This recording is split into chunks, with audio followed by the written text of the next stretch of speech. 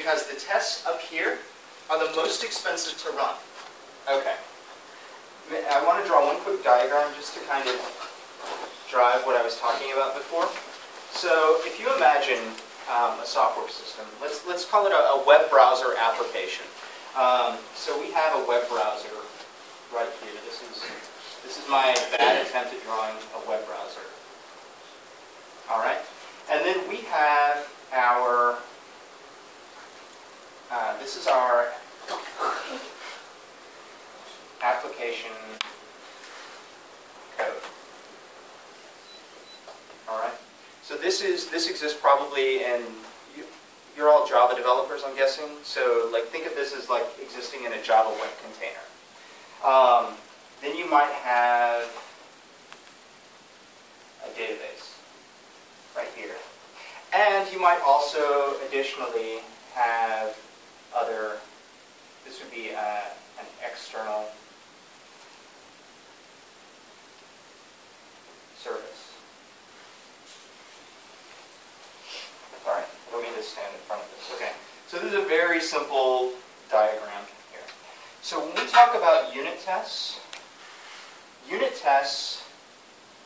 this is the boundary of our unit tests, right here. Our unit tests never leave this. Our integration tests, this is the boundary. And actually, we'd do a separate one of these for each integration test. So this would be an example of an integration test. And then we would do the same thing here for this. Each one of these is a separate integration. You would be tested separately. When we talk about functional tests, this is the scope. Functional tests test everything. They enter right here. They go all the way down, touch everything, and come back out. They interact with our system the way a user interacts with our system. So this is a very simple diagram of when we talk about, you can think of it as a testing pyramid. Also think about it in terms of the pieces of a software architecture that the tests touch. Good. Did we turn that off already? I wanted to write some code. Sorry. So I want to show you guys some code. Sorry, turn it back off. Hopefully it's okay. Yeah, it's my fault. Sorry.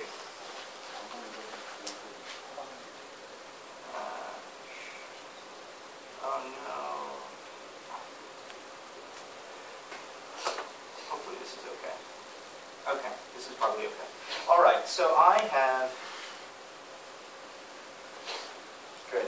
I've written a small demo application for you guys. Maybe it wasn't just for you, but it's an application that I use to demonstrate some of the various layers of testing. What the application actually does, I'll just explain it to you very briefly. The application, it's intended as a text message application, and it was designed to allow a user to interact, to basically ask for food at a location that's close to them. So it's a very simple web service, but what it does is it integrates with two existing web services to get its information before sending its response to the user. So I'll just show you a quick demo here, and then I'll show you on my computer as well. But so I want to ask it, I can ask it for a type of food and give it a United States postal code, what we call a zip code. So I'm going to ask for bibimbap in New York.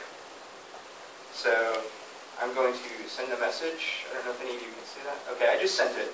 And within about 15 seconds, I'm going to get a response here from my web service. It's actually running locally here.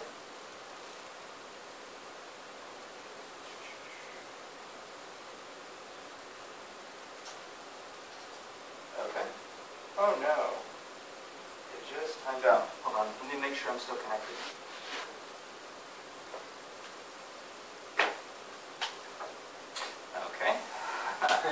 Sorry guys, this worked not too long ago. Let me just try again. Okay. You know what? I have to reset my window here for just a minute. Can you give me 2 minutes of technical difficulties? Sorry. Okay, let me try this one more time. So I'll try this from my this is a web service. I'm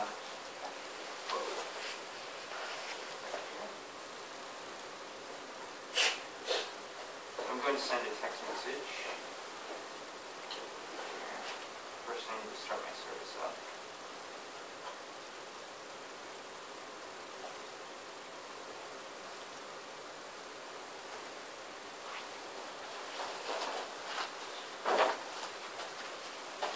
They tell you to avoid live coding because things like this always tend to happen. So this would be an example of why you don't do this in a presentation. Okay. So what did I search for? I searched for and I'll give it a New York postal code here. So I'll send that to my service.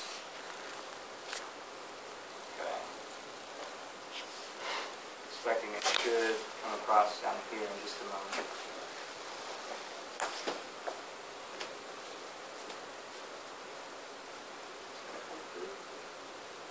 There it goes. Finally got through. Okay, awesome. So we see that it actually responded. It gave me Korean food and deli on 150 West 28th Street in New York. And so what this service actually does is it responds to the text message with a few answers. And the way it does that is it actually integrates with two external service providers. The first one is, I don't think you have this here, but we have this in the United States. It's called Yelp.com. It's a restaurant recommendation and review service. The other service that my little application integrates with is called Bitly. And Bitly is a URL shortening service. So this gives you a URL link to read more if you want more information about the thing that was sent to you. So this is a very small, very simple application, but it does have two external services that it integrates with. So it's a good application to demonstrate the difference between a unit test and how to do good unit testing versus integration testing. And even though the application doesn't have a traditional web UI, it's actually a text message, we can still do functional testing. So I want to show you how we do all three layers of testing in this application. So the first thing that I will show you is I'll actually show you the test code, or I'm sorry, the application code. So this is I have a small class here. It's called the Food Find Resource. I apologize. Can everyone see this? I can try to make this a little bigger, but I can't make this window go any further over, unfortunately. Is everyone okay? Okay, sorry. So there's just one small HTTP endpoint here, and it does something very simple thing. It takes an incoming restaurant query. It asks my external service to find restaurants, and then it responds via a custom responder. This is the service that actually allows me to send and receive text messages. It's called Twilio, is the name of the service. Well, before it does that, it creates these responses, and in this create responses, for each response, it calls another service, and it does URL shortening on it. So we have two integration points.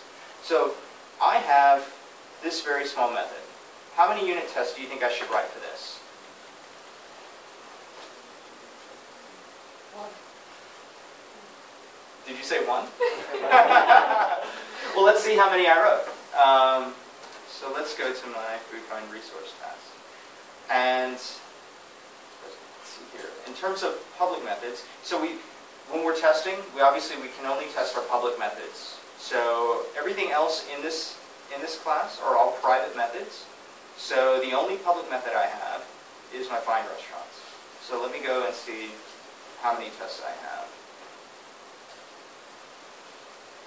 1, 2, 3, 4, 5, 6, 7, 8, 9 tests.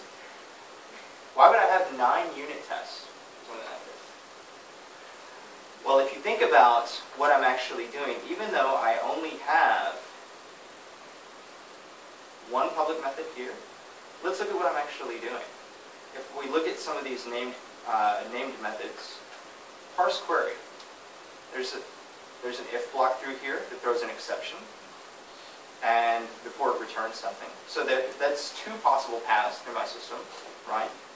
So what else am I doing? I'm finding a list of restaurants, and then I'm responding. But before I respond, I create these responses. So when I create responses, I iterate over a list, and for each iteration, I do URL shortening. So even though my public method is very small, there's actually quite a bit that's happening in my code. Two external integrations, application looping, conditional logic. So that's why we want to provide, if you think back to the test pyramid, I'm providing a huge base of unit tests to protect all of the different possible paths through my code. And the reason I do that is because my tests express the intention of my code. So let's go back and read some of these tests that I wrote. So the first thing that should jump out to you when you look at my tests are very small. 3 lines. Very readable. 3 lines. 4 lines. 4 lines. 4 lines. We should write tests that are very small and very easy to understand, because the value of the test is not to the developer who wrote the test. The value of the test is to the developer who breaks the test. That the test should be very easy to read. It should have extremely well-named variables and methods, and it should be very easy to understand quickly. That's how you get the most value out of a test. So if we look at what this test is saying, what's the first thing that happens? So this is actually fairly poorly organized, because my first test here says should respond via Twilio responder. But actually, that's the last thing I do. So let's look for a test that tests this query parsing up here. So we know that it actually throws an exception when it's an invalid query. And the invalid query is, if I send it less than 2 things, I have to send it 2 things. I have to send it what type of food I want, and also my postal code location. So if we look at my test here, let's look for a test that talks about the size of my query.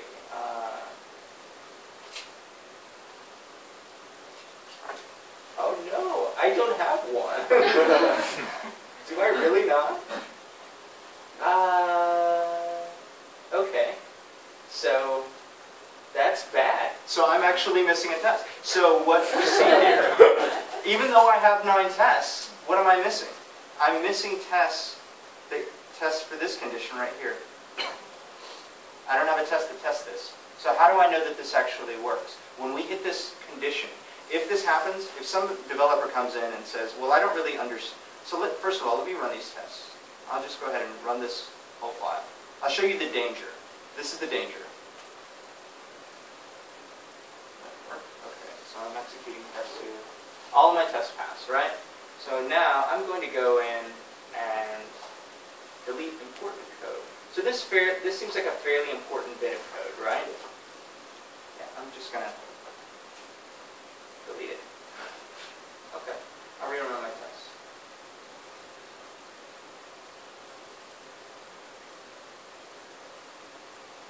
All of my tests broke. I just deleted a very important bit of business logic, and all of my tests broke. Or I'm sorry, all of my tests still work. I didn't break a test. Does everybody see how potentially dangerous that is? So even though I actually have a lot of tests, I don't have complete test coverage in my code here. So I still need to improve this with unit tests. So let's go back. I'll just leave that for right now. Since it's not tested, I don't know that it belongs there. I don't have a test that expresses it, so I'll just keep it deleted for right now. So let's look at some of the tests that I do have. What's the next thing that I do?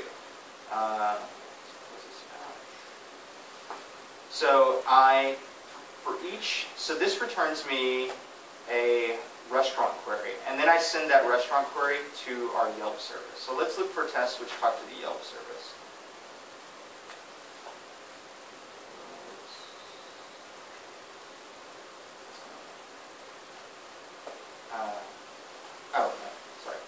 So,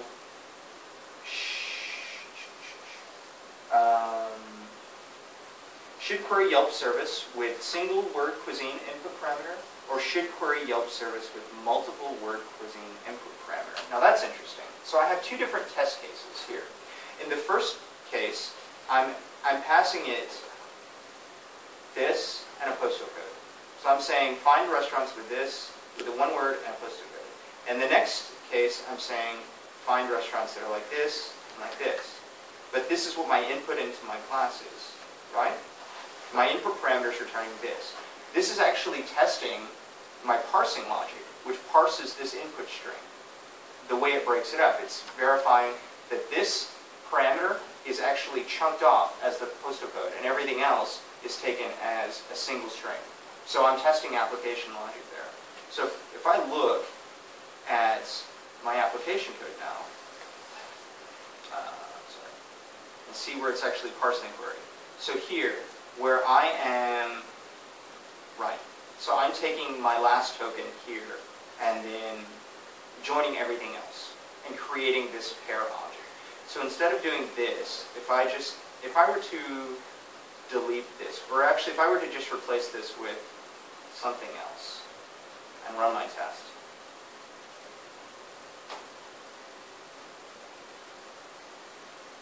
I'm thinking I'm going to break two tests. I did. I broke two tests.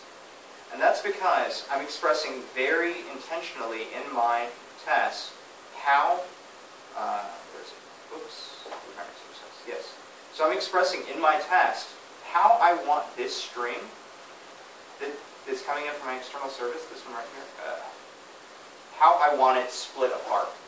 And I have a very specific strategy for how this string needs to be broken up so that I can send it to my external service. And so I have two tests that test that.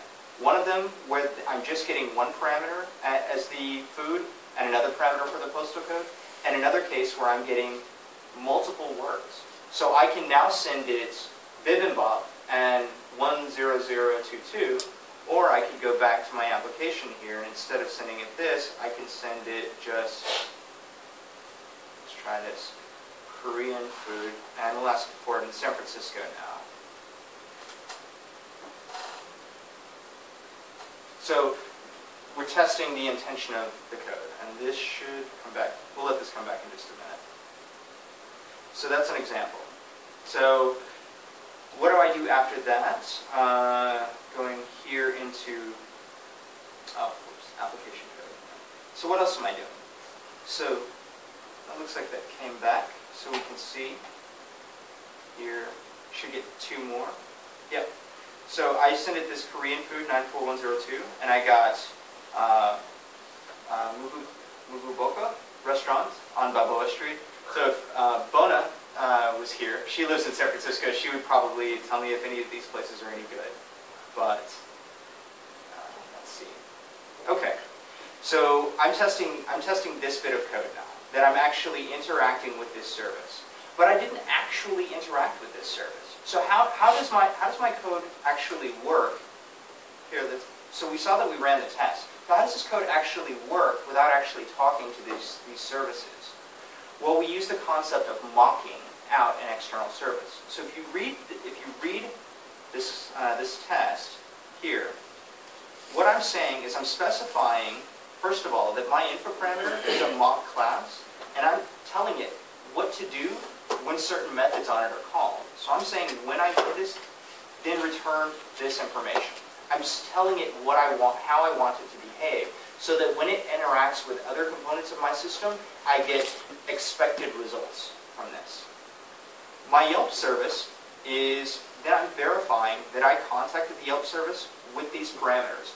In a unit test, I don't want to actually go out and contact the external service and see that it actually did that. And it's really hard to do unless I can inject this code, inject this Yelp service into my test.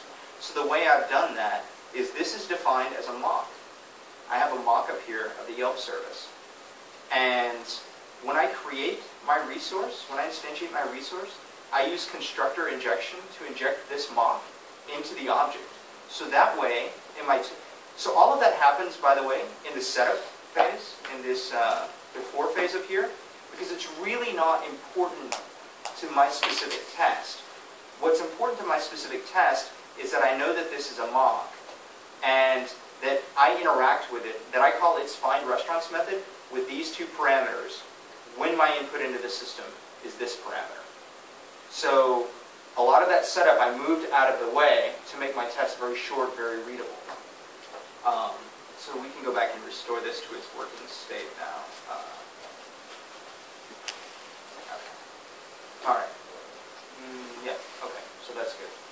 So what else do we do? I feel like I'm talking a lot about this, so I'll try to go through the rest pretty quickly here as far as unit tests go. So we verified this. So now what else do we do? We call create responses. And create responses loops over our list of responses and calls shorten URL. Calls our bit.ly service to shorten the URL for all of those. So if you look here at the test that I have for that, I have should include a bit.ly short URL in response. Should query the bit.ly service for each Yelp URL. Anything else there? I think just those two. So let's look at those tests. And these tests are very simple to read. Should query bit.ly service for each Yelp URL. All I do is I have just a little bit of setup here, which if you look at this setup, I'm basically just creating a list of restaurants that are faked out, and then returning those restaurants. So now, because my Yelp service is a mock and I'm injecting it into my class, I can tell it what to do in my test. So what I'm telling my Yelp service to do is when I call find restaurants with anything, I don't really care. For this particular test, I don't care about what specifically the Yelp service gets called with. I just care that when we interact with it with parameters, that I want it to return this object. And I want it to return this object because this object contains two items. Because I'm verifying that I call my service short URL 2 times. So that's why I'm creating this test. So that's another rule for unit testing, is we don't pollute our tests with things that really aren't that valuable. So I could, this simple query up here, let's look at what this actually is. This is an input into my system. It's already predefined to do this. Cuisine postal code, right? So I could, in this class, right, in this test right here, let me run this test really quickly. I'll just run this one test. So, run this one test really quickly, and it passes. So I could actually specify what I know will come into this. So I've already told my mock to return these things. Spelled it. Sorry.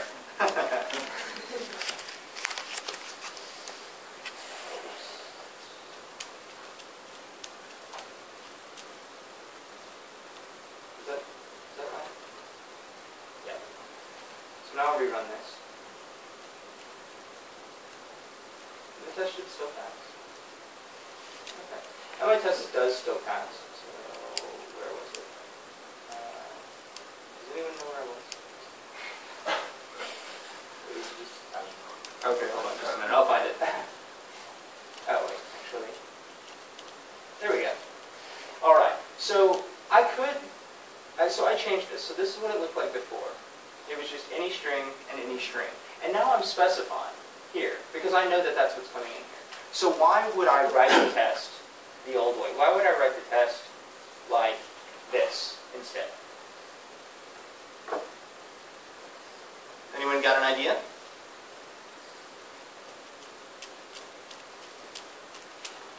The reason I did it like this, the reason I did it this way instead, using these, we go back, revert to the way it was before.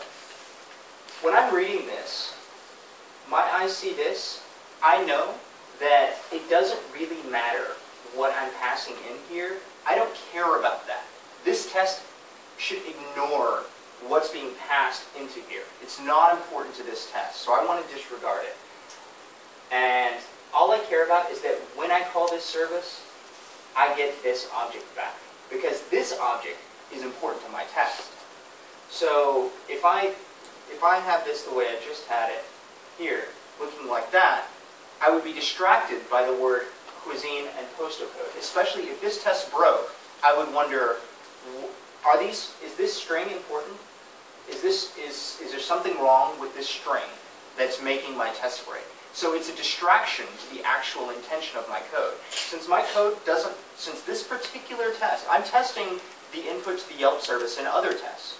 But in this particular test, I only care about querying the Bitly service. So this is just getting in the way. So let me just get it back out the way it was. This is the way I want my test to look. This is the least distracting. It makes it easily readable, very fast to read. So, and then finally we can see here, I have tests for interacting with, whoops. So I know this is a little bit hard for you guys to read, so I'm just going to tell you. I should respond via the Twilio responder. So I'm telling my responder to respond with a response. I'm calling my resource, and I'm verifying that the output is actually what gets marshaled out of this guy. And the reason I can do that is because all of these things are mocked. If we look at my test class here, everything except my actual class under test is mocked out. Everything is, and not only is it mocked out, we look, everything is injected into the constructor so that I have a fully formed object ready to be interacted with and tested comprehensively at the moment of creation. So this is an example of what we call a unit test. And the reason we can write a lot of unit tests, so I'll just run every test in this class here.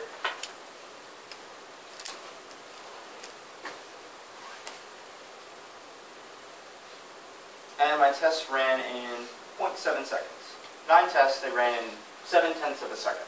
So very unit tests, we can write a lot of them because if we write them well and they mock out external services, they execute very, very fast. They're very cheap to do, and we can provide comprehensive coverage for every path of the code base. So then let's look at the next layer of tests, integration tests, because I actually do have 2 real integration points, the Yelp service. So let's look at how I'm actually doing that. I have a Yelp service test. I only have one. I only have one test here for this. Integration tests are more fragile. External services, especially external web services, the information that they can return to us is very dynamic. So it's very difficult to construct a test that verifies the interaction with that external service that doesn't break down because the data is different each time. So I wrote a very simple test here that hits my Yelp service and tells it to find restaurants. And so what I'm searching for is Italian food in New York. When I create my service, I provide this number 2. If we go and look at the class, this number 2 is actually the max number of results it will send to me. So my test, I'm saying that the size of the restaurant, the size of the restaurants, the list that's returned is 2. I feel pretty confident that when I search for Italian food in New York, I will get at least 2 responses. So this is not a really valuable test as a unit test. It's not giving me a lot of information. But as an integration test, it is verifying several things. When I call find restaurants, I'm getting back a list of these restaurant objects. So there is actually code that's being translated from whatever text input that I get from that service. I'm actually creating objects from that and putting them into a Java list. So when I execute this test here,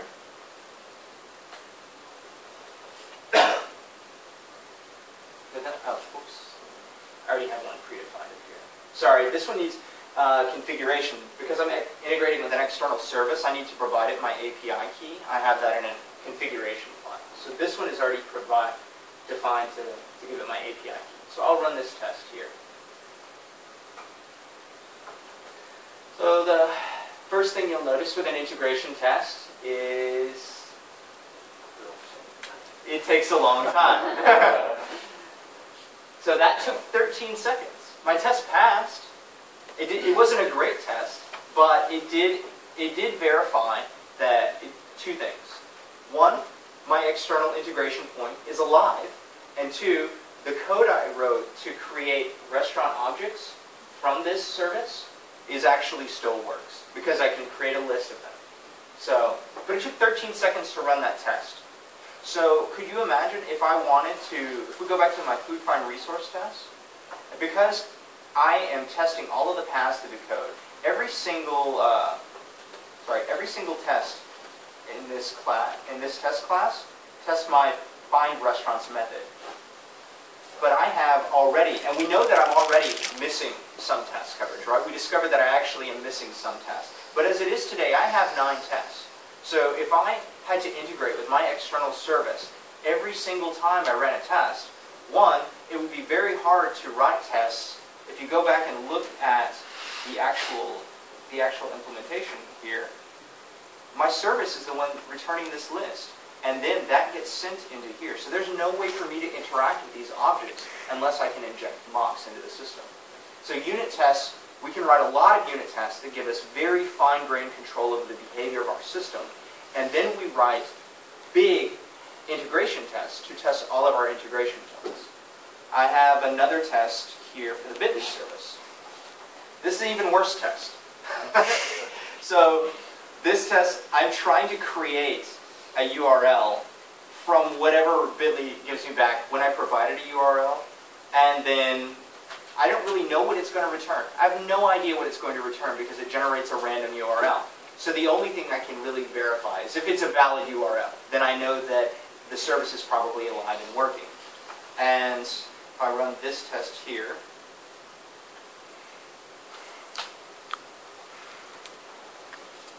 this one's faster. This one only took, you guys, it's kind of hard to see, this one only took 2 seconds.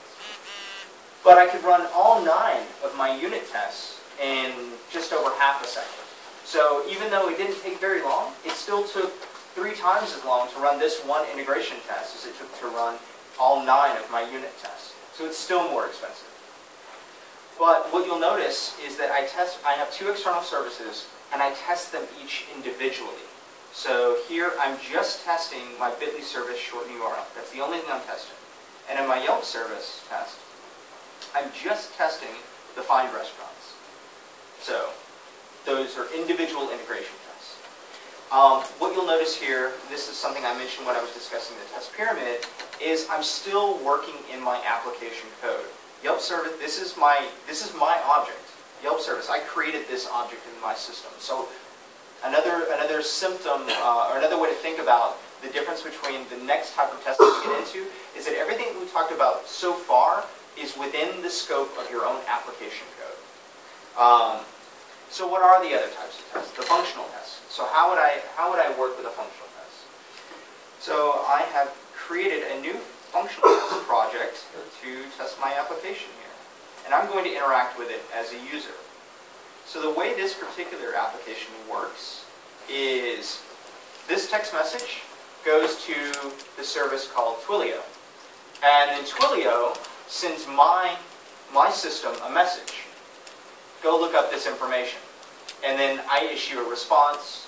Twilio interprets that response and sends an interaction to the user. So the input into my system, when you go back and look at this, hey, look at that. So in this particular application, so we have call this we'll call this the restaurant.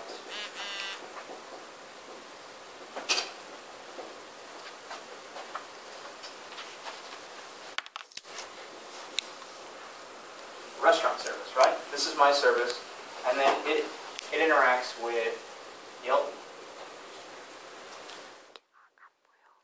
and Bitly. But this isn't the whole, this is the topology of my system. But the user out here on a mobile device, it's an iPhone. I mean, it's a Galaxy S3. There we go. Galaxy S3. This user is not interacting directly with my system. This user is interacting with Twilio. So who's the user of my system? Functional tests interact with our system the way a user interacts with our system. So interacting with my system? Anyone? How's that?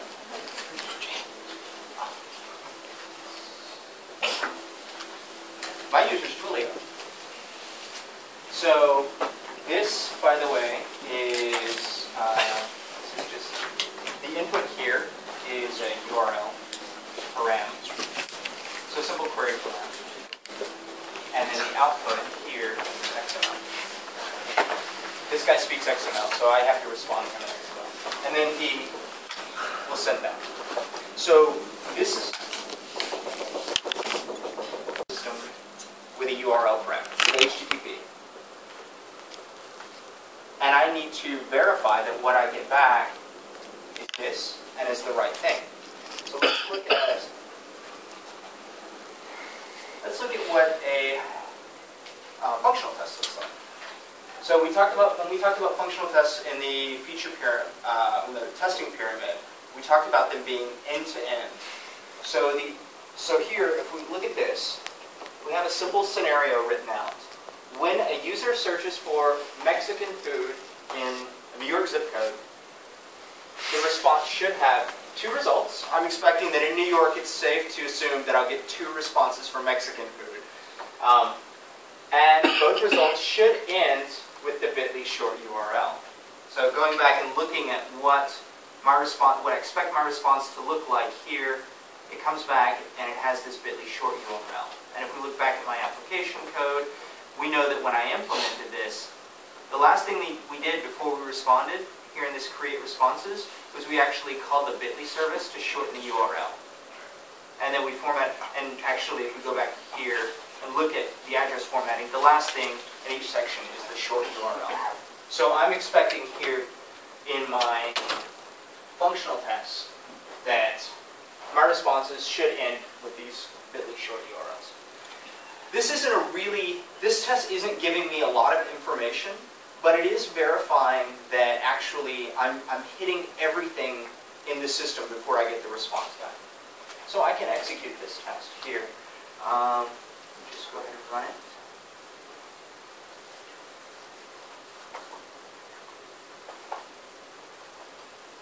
By the way, this style of testing is what we call, it evolves beyond TDD. I'm sure you've all heard of TDD. It gets into what we call BDD, or behavior-driven development. There's a large body of research, but I'm using a tool called Cucumber here to actually write these tests. So these tests are actually navigatable. So I can actually go straight to the definition. There's actually code backing each of these steps. We want to look at that. But you saw that my test passed. It also took 20 seconds to run. And my code doesn't even actually have a UI. So if you can imagine functional testing an application that is a web application, the way a user interacts with it is through a browser. So you would need to launch a browser and interact and click through the browser. They're very expensive. They're very long running. So we have even fewer of those. So that, if you think about the pyramid, the reason functional tests are at the top, they're the most expensive, they offer us the least amount of fine information about the behavior of our system, and they're the most likely to break because they're actually integrating with all of the real services that we have. So we have fewer functional tests, but they are still valid. This is the only test that I have that actually tests the entire end-to-end flow of my site. You can see here these are actually implemented in code. So I'm actually doing the same thing. I'm actually creating an HTTP service, and I'm getting that service with query parameters that look like what I expect to come into my system. You can see here, I'll run this test one more time. I'll show you. It actually touches my system. Clean this out. I'll run this one more time.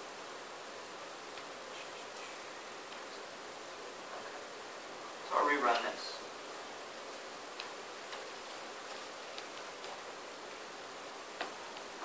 And we should see a log message here showing that it's actually coming in and talking to my service. Come on. Well, that sucks. Oh, there it goes. All right, so See, it's querying from Mexican food in 10022, which is my New York zip code. So it's interacting with my service. Here, let's do this. So that's what came from my text. So let's send another text message here, and I'm going to search for kimchi, and we'll do it in my home zip code in Texas. I don't know if I'm going to find anything, but so that's going to come in through my external service.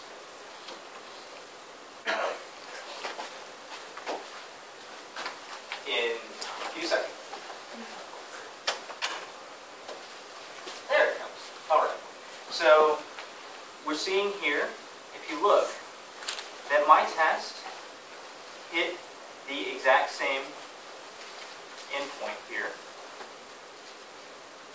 And while the actual code sent more input parameters and things like that, crucially, the things that I care about are this body equals part. And here I have Mexican and 10022. And here I have kimchi and 76092.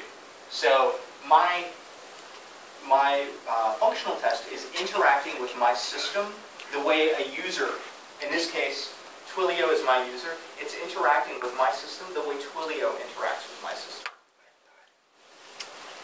The important thing about this as well, functional tests don't touch application code at all. It should be completely agnostic. We say agnostic for application code. That means that it doesn't matter the implementation. They don't care about the underlying code.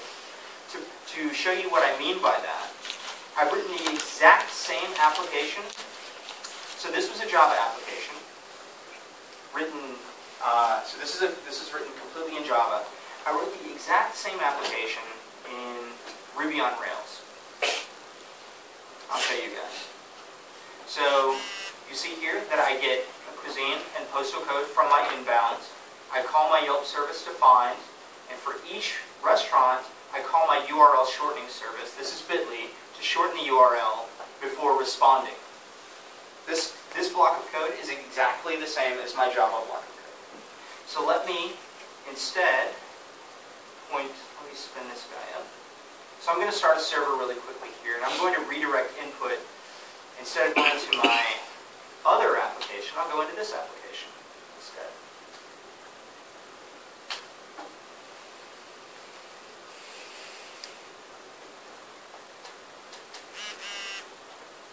Cool. Now, let me rerun my functional test.